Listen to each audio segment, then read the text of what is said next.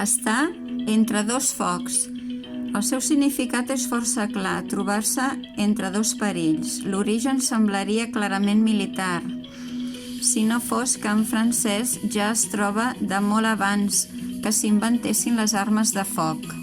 Per tant, s'especula que prové de l'antic costum dels druides, que consistia a fer passar les seves víctimes que havien de ser immolades entre dues grans fogueres.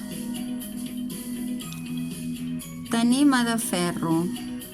El ferro que trobem en aquesta i altres expressions es refereix a l'espasa o a armes d'aquest metall que es duien a la batalla.